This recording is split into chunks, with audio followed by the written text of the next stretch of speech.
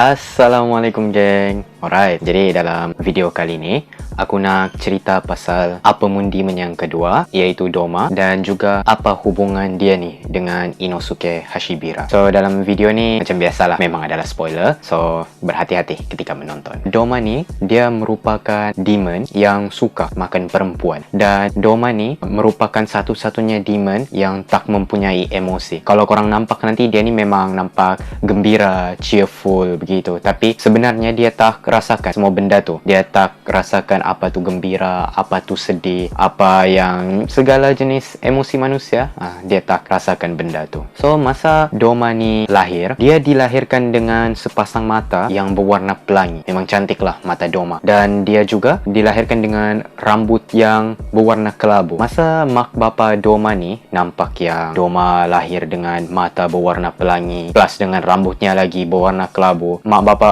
dia ni fikir yang istimewanya anak kita, mesti dia ni boleh dengar suara Tuhan. Jadi mak bapa Doma ni diorang create lah satu pertubuhan ajaran sesat bernama Eternal Paradise Cult, di mana Doma sendiri adalah dia punya macam ketua lah. Masa Doma ni masih kecil lagi, dia ni memang tak percayakan dengan kewujudan Tuhan, atheist lah, dan dia tak percayakan kewujudan syurga, neraka, Buddha, semua benda tu dia tak percayakan. Tapi disebabkan dia ni macam nampak macam kesian juga kan dengan mak bapak dia ni percaya konon yang Doma ni boleh dengar suara Tuhan bagai. Jadi Doma ni pun play along lah, dia ikutkan je apa yang mak bapak dia ni nak, macam tu. So pertubuhan diorang ni pun boleh dikatakan macam ramai jugalah pengikut Doma ni selalulah meluah dengan Doma, masalah-masalah diorang sambil menangis pula tu. Lepas tu diorang minta dengan Doma supaya macam guide diorang ni pergi ke dalam syurga. So masa Doma dengar yang luahan dia punya pengikut-pengikut ni, dia rasa macam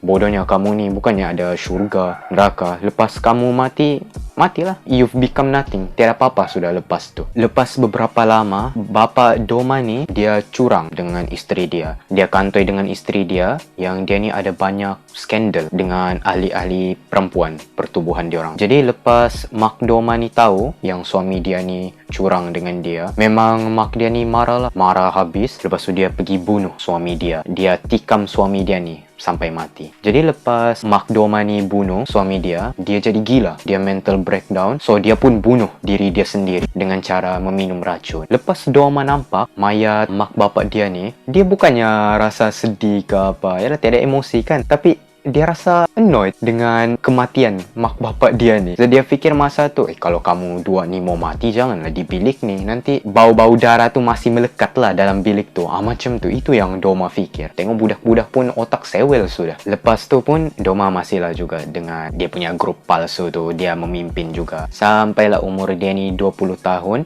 dia berjumpa dengan Muzan. Masa tu Muzan tukarkanlah Doma ni pergi demon, dan Doma ni pun hidup selama ratusan tahun. Tapi biarpun Doma ni hidup selama beratusan tahun, dia masih lagi tak dapat rasakan emosi manusia. Lepas Doma ni bertukar menjadi demon, dia pun teruskanlah dengan dia punya hobi makan perempuan kan. Jadi dia ni pun bertambahlah kuat. At one point, dia masuk ke dalam rank Upper Moon Demon. Masa tu dia menjadi Upper Moon Demon yang ke-6. Masa Doma ni masih lagi jadi Upper Moon Demon yang ke-6, dia berkeliaran lah dekat Red Light District. Dia makan perempuan-perempuan yang ada dekat situ. Dan masa tu dia terjumpa dengan Daki dan juga Gyutaro. Diorang berdua ni memang diambang kematian lah. So Doma ni sebagai orang yang baik, dia panggil diri dia ni nice guy. Jadi dia offer lah darah dia ni dengan Daki dengan Gyutaro. Dia tukarkan diorang berdua ni jadi demon. Lepas tu dia cabar diorang berdua ni untuk menjadi kuat dan untuk naik ke ranking Upper Moon Demon. Lepas beberapa lama pula lepas tu, Doma ni makin kuat, makin lagi kuat, dan dia naik pula ke ranking Upper Moon yang kedua. Dia kalahkan Akaza. Akaza dulu yang join Upper Moon Demon ni daripada Doma, tapi dia masih stay lagi di tempat ketiga. Doma ni pula yang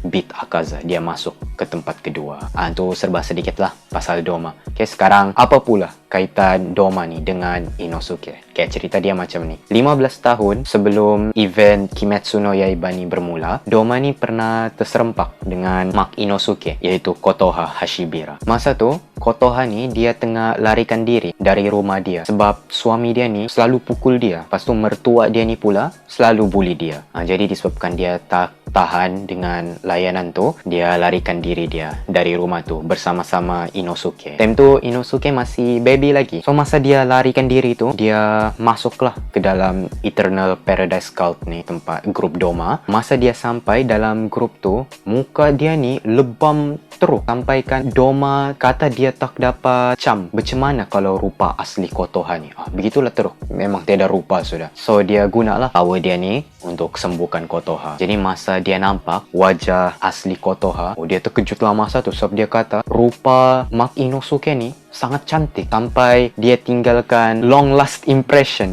Doma tak dapat lupakan muka Mak Inosuke tu sampailah sekarang. Beberapa lama kemudian pula, suami Kotoha ni pula join grup tu beserta dengan mertua Kotoha ni. Doma tak suka dengan diorang sebab diorang ni selalu buat bising. Jadi Doma bunuh diorang. Pas tu mayat diorang ni Doma tinggalkan di satu gunung. Aku rasa banyak-banyak benda yang Doma buat, rasanya benda ni je lah aku boleh terima.